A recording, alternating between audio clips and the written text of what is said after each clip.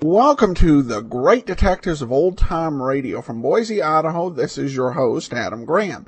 If you have a comment, email it to me, box13@greatdetectives.net. Give us a call, 208-991-4783, and become one of our friends on Facebook, facebook.com/Radio Detectives.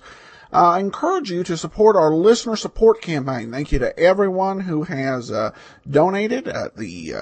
Everyone who gives $7 or more gets access to our premium site, which features a lot of our extras that we do for the app. Nice for those of you who don't have the app. Though at the $20 level, we offer your choice of several colonial radio theater dramas, or also the Twilight Zone radio dramas that were produced earlier in the 21st century, with performances of such scripts as To Serve Man, adapted to radio drama, and there's lots of other options. You can learn more at support.greatdetectives.net. Well, one question could be asked is why we're doing this special. After all, this is yesterday's Johnny Dollar was our 610th episode, and we're not due for another special until episode 650. The reason for this, and the reason we're playing an episode of Nightbeat, is this series began to air in 1950. Initially, Edmund O'Brien auditioned for the lead role, but the role ended up going to Frank Lovejoy, who played Randy Stone, a columnist who found mystery, intrigue, suspense, and real human drama as he searched for ideas for his column for the Nightbeat, which had him wandering about Chicago late at night. This was a classic program. But 10 episodes in, another time slot opened up on NBC. NBC had the idea to rerun episodes of Nightbeat, the first 4 episodes of Nightbeat, in this time slot to help attract attention to Nightbeat so people would tune into Nightbeat at its normal time. And all 4 of these recordings survived. And what made them a little bit different is that the leads in 4 different mystery dramas, Dragnet, Dangerous Assignment, Richard Diamond, and Christopher London, appeared to promo their own series. Well, these were a little different from the original recordings, and I kind of needed to decide what I was going to do with them, because I certainly couldn't play them in Nightbeat, because it would only be a few weeks since we first played the episode, the original one, that NBC was rerunning for your approval. But when I found out about the guest spots there in the middle, it seemed to make sense to me to play these episodes, which promoted both Nightbeat and the program mentioned in the middle, during the other program's run. So since we're running Christopher London during this 3-week period, you're getting a sample of Nightbeat, which we'll eventually do here on the Great Detectives of Old Time Radio. But here now, from April 16th of 1950, is the episode of Nightbeat, A World of His Own. The National Broadcasting Company wishes to call your attention to a program regularly heard on Monday evenings at 10 p.m. New York time over most of these stations. We invite you now to listen, evaluate, and perhaps become a fan of this regularly scheduled Monday night program. Here then, for your approval, is Nightbeat.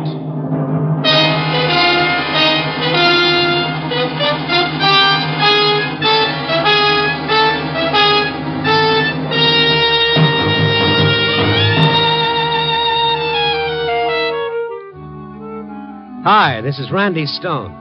I cover the Nightbeat for the Chicago Star. Stories start in many different ways. Tonight's story started when I walked into a nice little guy's private world and it blew up right in my face.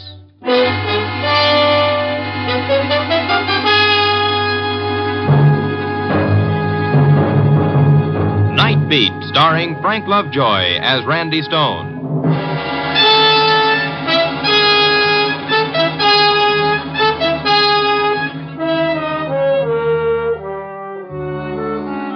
When the streetcars and the subways spill out their thousands of tired ones who scurry off into a million directions to find home, that's when my job begins.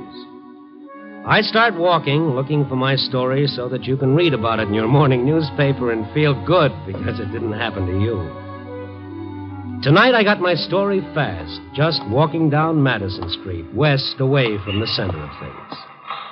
I kept walking past the shooting gallery and the nickel arcade, the peep shows, the fortune-telling machines, the jukebox taverns. Madison Street, the quick route to happiness for the world's worst hangover. And then straight ahead of me was Pop Gordon's training gym, where the public pay 30 cents to watch fellas training to beat each other's brains out. When I got inside, it looked like just one of those fights, but then I heard one voice over the others, and it was a voice I knew. Hey, take them off! Somebody call the cops! Somebody call the cops and get this punchy loon out of here! You're yelling stupid bums out of here! You're laughing at me! What's the matter, Pop? Randy! Oh, this crazy owl's gone clear off his rocker. Well, that's Billy. Yeah, somebody call the cops! Wait a second, Pop. He's all right. Yeah, sure. Listen to him. I'll kill you. Only one place for a loon like that, the bug house. I'm going to get the cops and have this owl tied up. Oh, now, wait a minute, Pop. Let me talk to him. Randy, stay away from that lug. 5 of us couldn't hold him. He knows me. Randy, the guy's gone nuts, I tell you. Hey, Yellow, like I said, everybody's scared of getting in the same ring with Billy the Kid. Hiya, Billy. How's it going? You coming in with me? Oh, sure. Make me a big man getting into the same ring with the champ. That's me, champ. You're a two-bit bum. The thumbnail description, if I ever heard one. Admit it. The truth. A two-bit bum. Admit it. I admit it, Billy. Yeah, but you don't mean it. You're laughing at me just like the rest of them. Billy, I never laughed at you in my life. Laughing? Well, I'll show you what happens to anybody who laughs at Billy the Kid. As the world flew away in all directions, I dimly remembered how the sports writers used to speak so respectfully of Billy's fast left hand. When the fog finally cleared, Pop Gordon was bending over me, and there were a lot of other faces, too. I didn't see Billy when I stood up. Are you okay, Randy? Oh, that's being okay. I don't want any part of it. He slugged you, but good. Where is he? Took off before the cops come. Took off before anybody could grab him. I don't blame them. I let that bum come in the gym and sit around. Everybody else pays 30 cents. But him, I let in for free.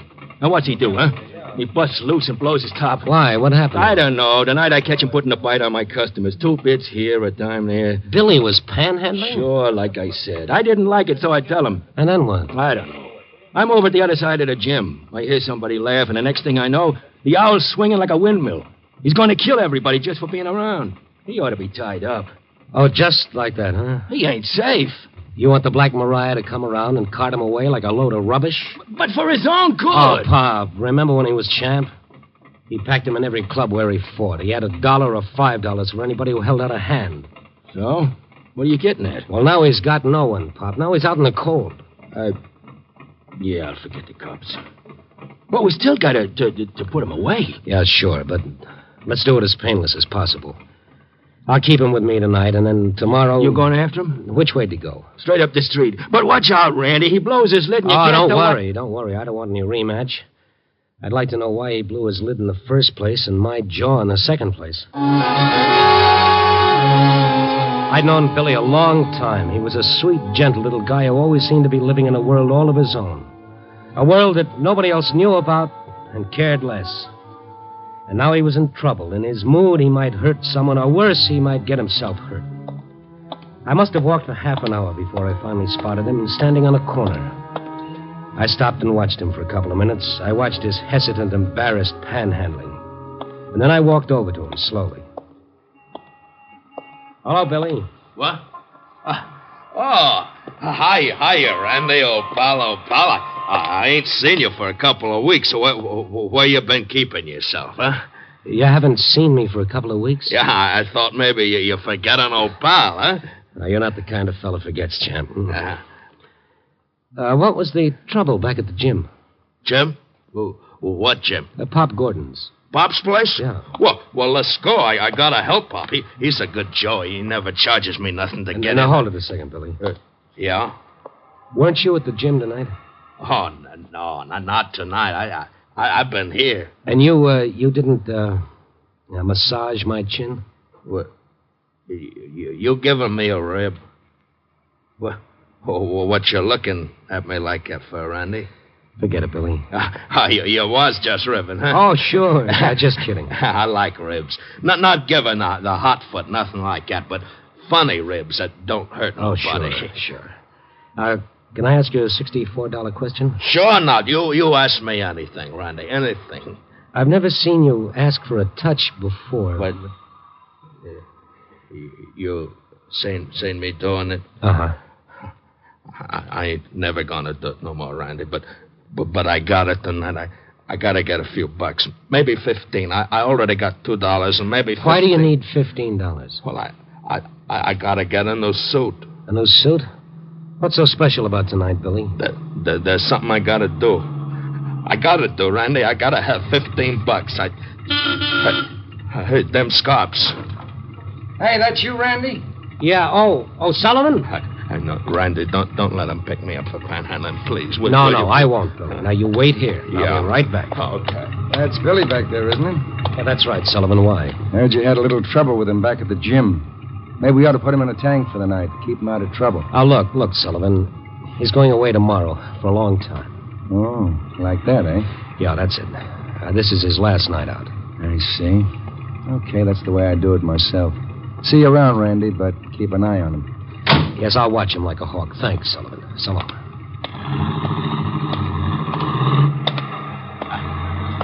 What do they say, Randy? They ain't gonna pick me up for mooching, are they? They ain't gonna... No, they're not. But, listen, Billy, how'd you like to come to my apartment for a while? Well, I can't. I told you I gotta get $15. Well, we'll talk about it. But I gotta get it tonight. No, I gotta get a new suit because... Go on, why? Well, I can't be wearing this commie rag when I see her. Not when I see her.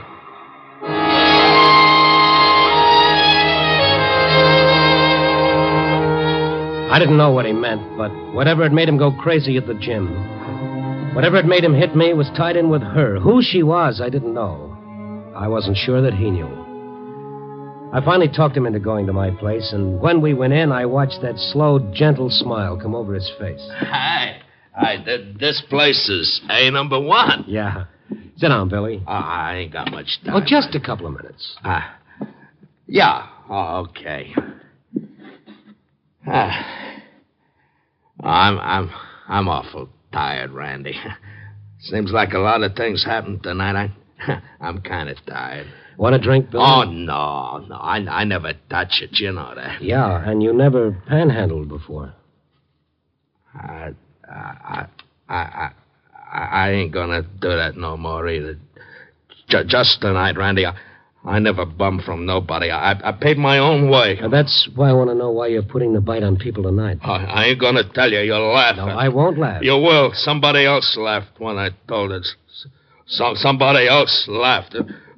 Well, when somebody laughs at me, I don't like it. I easy, tell you. Billy, easy now. Easy. Oh, that's better.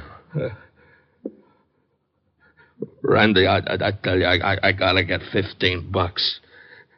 Hey, look at this.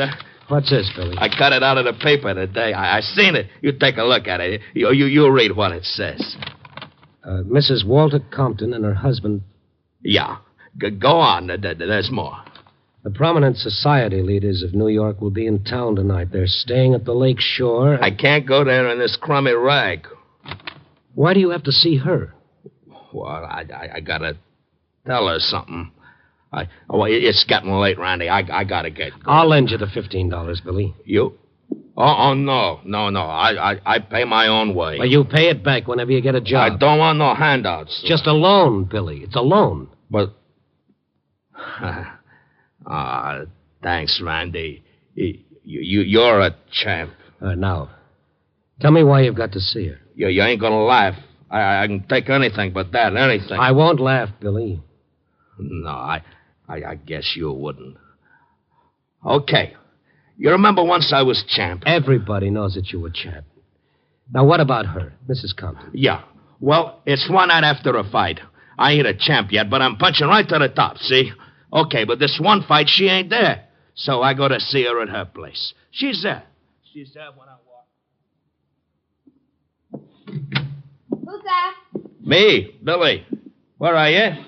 Be out in a minute. Sure. I win tonight, Edna. Yeah, I heard on the radio. Well? Well, what? What, it don't mean a thing? Sure, means a lot, I guess. You guess. Oh, kid, for a doll who's going to marry the next middleweight champ, you sure take things like a lump of ice. Yeah. Is there anything wrong, Edna? No. Oh, there is. Okay, something's wrong. Have it your way. You wasn't at the fight tonight, baby. I looked for you. It took me 3-4 rounds to get going because I didn't see you. You won? Oh, kid. Come here.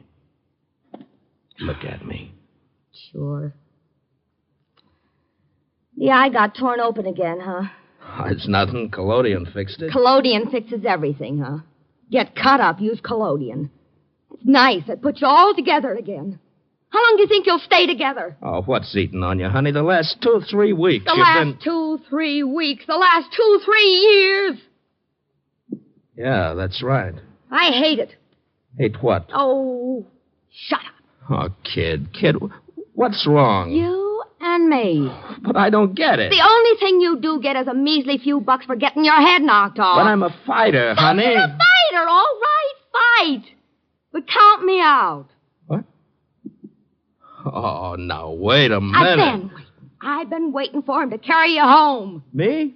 Me? It can't happen, huh? Well, all of a sudden, you start blowing your top. It's not all of a sudden. You said it. You said there was something wrong for the last 2-3 years. Okay, spill it. I'm through, Billy. Washed up. Finished. What? You and me. Done. Since when? Since right now. Oh, baby, it's just the eye. You see me this way and Ah, the eye. Don't laugh at me, Edna. I'd take anything but being laughed at. It is a laugh. Now listen. You listen to me. I don't care if you get punched all over the state. I don't care if you get your brains rattled so hard. Edna. It's me I care about from now on. Okay, so I'll be champ. So you'll get your fur coat. Not from you. Not from a guy who's beginning to look like a punching bag instead of a man. Look at me. Take a good look. I am. Yeah, I am. I got looks. I got class. I can do all right. Well, I still don't get it, All right, honey. I'll lay it on the line for you. You want me to? Yes, go ahead. I'm not going to tie myself to a punchy character. I'm not going to have to walk in nice places with a guy whose face is... Well, look at it. Go take a good look in the mirror. You see what I mean? You want me to quit? I don't care if you do or not, because it's too late, Billy. It's too late. Oh, now you shouldn't say things like that.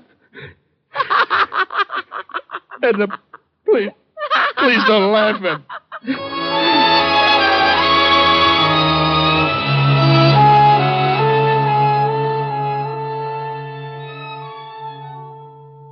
That's the way it was, Randy. That's the way. Yeah, I see. Look, Billy, you don't want to go and see her after that.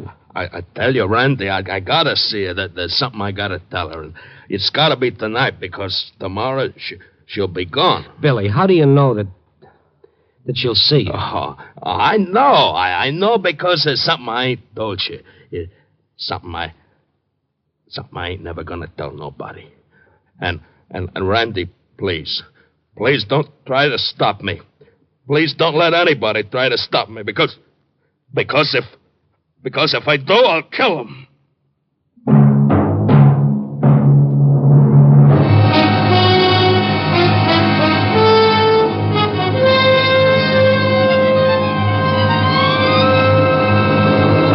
NBC is bringing you an encore performance of Nightbeat, starring Frank Lovejoy as Randy Stone. Before continuing with our story, here is the star of another NBC program, Mr. Glenn Ford. Thank you. I'm very pleased to be able to talk with you for a moment about Nightbeat. Some of you may be new listeners hearing this Encore broadcast of Nightbeat for the first time. Now, if you are, I'd like to tell you that Nightbeat is a regular Monday night program on NBC. So why not give a listen to this exciting series on this same NBC station tomorrow night and every Monday night? Thank you, Glenn Ford. And later this afternoon, we'll be listening to your own great adventure show, Christopher London. But now, let's listen again to Randy Stone.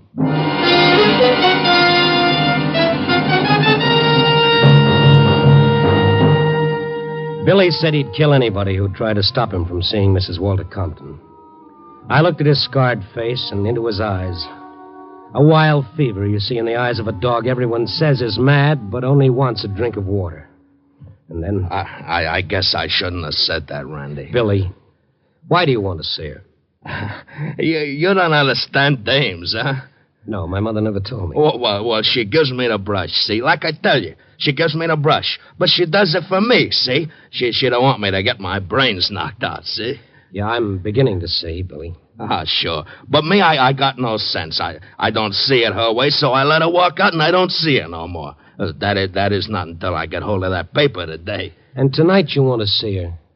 To say what, Billy? What, don't you see? She loves me. All these years, she never lets up, and I want to tell her it's okay. That maybe her and me, we can start all over like, see? Wait, what's the matter, Randy? Nothing, Billy. Don't let anybody kid you, pal. You're still champion. Oh, I ain't nothing. But I gotta go now. I gotta get $15 for a suit. Now, look, you're tired. You need a shave, maybe take a shower. Have you thought of that? What? No. All right. Now, you wait here. Take a shower and a shave. I'll bring a suit back for you. Is that a deal? Oh, gee, you're a champ, Randy, a real champ. I might be gone for a little while, Billy, but when I come back, everything will be okay. Sure. Okay. There was only one thing for me to do. Go see Mrs. Walter Compton. I made sure that Billy couldn't leave my apartment. I locked the door from the outside. I didn't want him picked up before he had a chance to see her. To see the woman around whom he'd built a whole world of fantasy in which he'd lived for so many years. And I didn't want that world to come down around his ears. My newspaper pass got me in to see Mrs. Walter Compton in her suite at the lakeshore. You're Mr. Stone? Yes, I am, Mrs. Compton. You're from the newspaper? Well, I'm not on newspaper business, Mrs. Compton. Not tonight. This is more personal. Really? Well, what can I, do for me? Nothing. Then please get to the point, Mr. Stone. My husband will be here shortly with guests. How soon? An hour. Why? Well, because it concerns someone you used to know. Really? Who? Billy Candell. Billy Candell? Yes, better known as Billy the Kid. He was once middleweight champion of the world. Oh, I'd forgotten. And I was glad to. Mrs. Compton, he's coming here tonight to see you. What? He's coming? How stupid can one get? Well, for a lot of people, it's not hard to be stupid or heartless. Yours must be a rather sentimental column, Mr. Stone. Yes, it's about people. You better go. I want you to see Billy. What can you lose? It's out of the question. Listen, all he wants to do is tell you something. He wants to tell you that he knows that you still love him. What? Oh, no. Oh, no, listen to me, please. Tomorrow he's going to where he can rest. He's sick, Mrs. Compton. He's desperately sick. Let's not be so polite. The word is punch drunk, I believe. You want me to see a maniac? He's not. I'll be here when he comes. We'll keep it between the three of us. Do you know what you're asking? Yes, I'm asking you to give a sweet little guy a few minutes of his world. Now make it real for him. Tell him anything. Tell him you still love him. Then he'll go away, and after tomorrow you'll never see him or hear from him again. You're asking me to receive that thing? To bring him into this hotel where everyone can see him? Do you know what that means? To him, yes. I'm talking about myself. Myself, Mr. Stone. Can we get off that subject for a moment? It's the only subject that matters. Well, if you don't see him, he'll crack up all the way. That happened long ago. Good evening, Mr. Stone. 3 minutes of your time, please. I said no. Did you hear, Mr. Stone? I said no. Okay, lady. Okay, I'm going now. Thank you for everything. It's been lovely. You needn't be sarcastic, Mr. Stone. Oh, needn't I be? Look, Queenie, I got a little spot announcement for you. Billy owes you a vote of thanks. You'll never know it, but you gave him the biggest break of his life when you walked out on him years ago. Oh, really? Yes, really. Tonight you're giving him even a bigger break. Tell me about it, Mr. Stone. Yes, I'll tell you, because the only thing the poor guy's got left is a memory of a girl named Edna. Any resemblance between that memory and you was strictly coincidental. Goodbye. I was glad to get out into the fresh air. All the way back to my apartment, I kept thinking of what I'd tell Billy, how I'd tell him. And then as I walked across the lobby toward the elevator... Mr. Stone? Mr. Stone? Oh, what, Charlie? Here's a message for you. Okay. Here you are, Mr. Stone. Oh, thank you. How long ago did he leave this? Oh, why, just a few minutes after you had left. Did you know you'd left him locked in? He called down and asked me No, never mind that. Did he say where he was going? Oh, no, sir, no. Just that he couldn't wait for you any longer. Yeah, that's on the note. How did he look? How did he look? I mean, anything unusual about him? He had on one of your suits. I remember now, that pinstripe. He must have stolen Oh, it. he didn't steal anything. Now, listen to me. Yes. I'm going to the Lakeshore Hotel. If he comes back here, get in touch with me there. Mrs. Compton's suite. Mrs. Compton's suite, That's yes, right. yes. Oh, and listen. I think you better call the police. But as for Kalski, remember that Kalski? Tell him to meet me at the Lakeshore Hotel and quick. I grabbed a cab and took the shortest way to the lakeshore. I watched the pavements looking for Billy, but I didn't see him. He had some money on him. He must have taken a cab himself. And then I was back at the lakeshore talking with the clerk at the desk there. Yes, sir, there was a man here of that description. He asked a call to be put through to Mrs. Compton's suite. And was it? Well, sir, he was rather, well... Yes, I know. So he didn't get through? I called Mrs. Compton's suite myself and told her. That is, I described the man. Yes, I know. All right, go ahead. Now, what did she say? That on no account was I to put him through or send him upstairs. Oh. Well, okay, that's something. What did he do then? He left immediately. Which way? I'm afraid I didn't notice, sir. I was registering some new guests and paid no attention. Okay, thank you very much. I had to find Billy before... Well, before what? What would he do? Where would he go? I asked myself those questions as I walked slowly along, watching for him, hoping to see that pathetic figure in my pinstripe suit, hoping I'd get to him before someone else stopped him. I was afraid of what might happen or could happen. And then I saw him, just past the Lakeshore Hotel, shambling slowly along, his shoulders hunched against the sharp wind that cut in off the lake. I ran and caught up with him. Billy! What? Oh, hiya, Randy. What you doing over here? Oh, I just looking around. Why'd you leave my apartment? What? Well, you was gone so long, and I had to get going, see. Oh, sure. Come on, let's walk. Yeah. Randy, I borrowed one of your suits. It's a real champ suit, all right. You mind, huh? You mind? No, Billy, no, not at all. Did you see her? Sure. What? Sure. You did? I see her. Billy, they wouldn't let you go up, remember? Yeah, but I went up the back. The back? Billy. Now, look at me now. Are you sure? Oh, sure.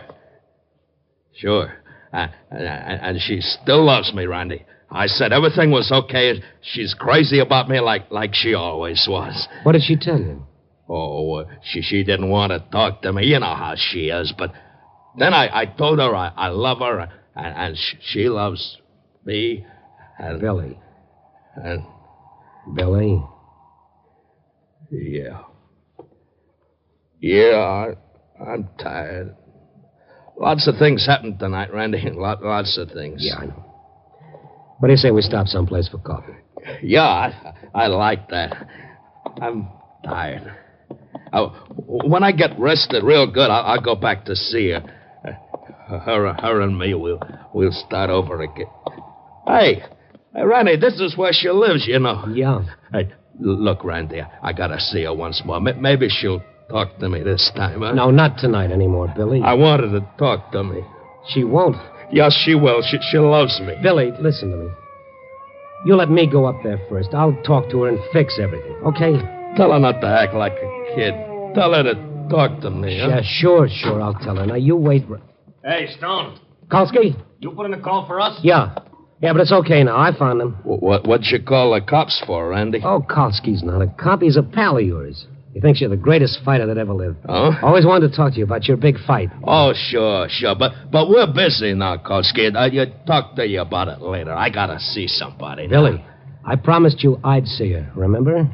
You're gonna tell her I'll be waiting? Sure. Now, you just stay with Kolsky here and tell him about the night you won the belt. Anything the matter, Stone? No. You keep him here. I'll answer questions later. Now, Billy. Yeah?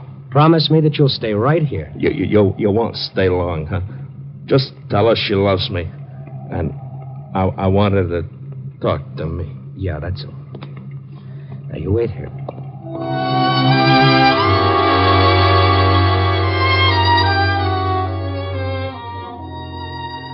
I didn't think it would do any good to see her again, but I wanted to give Billy a good memory to take along. I saw her, all right, but she didn't talk to me either. I went back downstairs and out to the street. I hadn't been gone more than 5 minutes, but they were the longest 5 minutes of my life.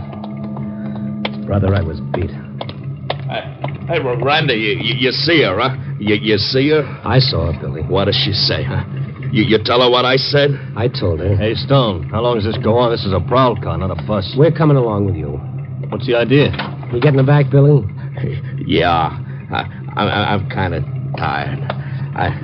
I kind of like to ride to your place, Randy. Take us to the precinct, Kolsky. Listen, Randy, you see his girl? Yeah, I saw her. I guess she laughed once too often. She's dead. What? Yeah, now, but take it easy, Kolsky. The poor guy doesn't even know that he killed her.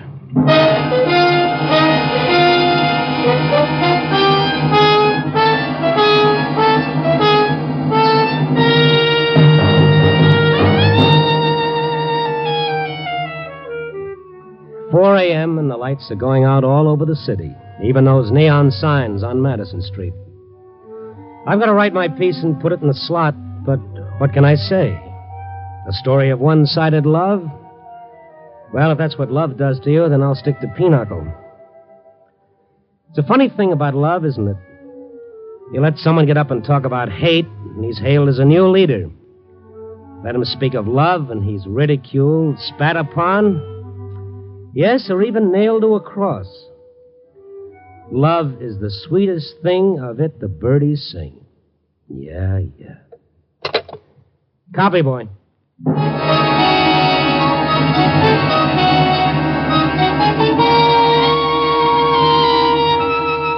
Nightbeat, a new dramatic series, stars Frank Lovejoy as Randy Stone. Today's script was written by Russell Hughes.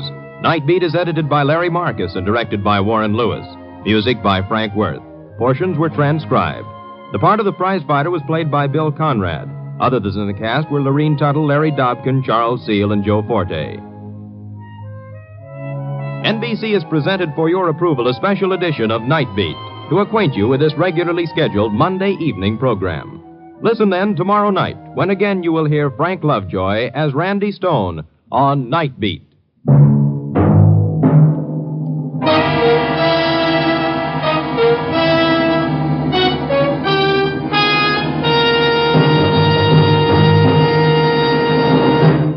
And now stay tuned for High Adventure starring Burgess Meredith on NBC.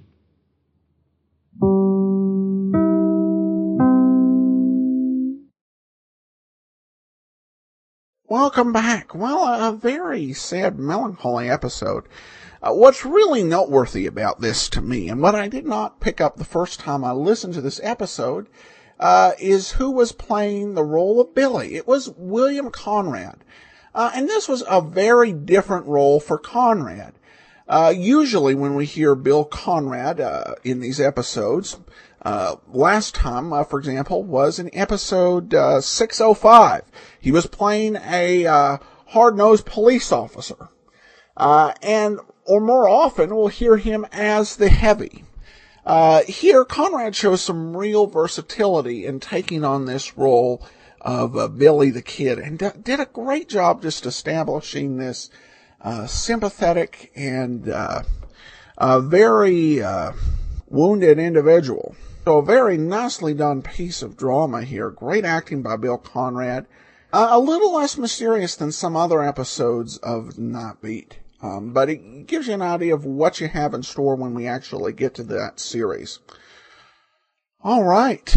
Well, that will do it for today. We will be back on Monday with Barry Craig, Confidential Investigator. If you have a comment, send it to box13@greatdetectives.net. Be sure to take a look at our listener support campaign, support.greatdetectives.net, and follow us on Twitter at Radio Detectives. But from Boise, Idaho, this is your host, Adam Graham, signing off.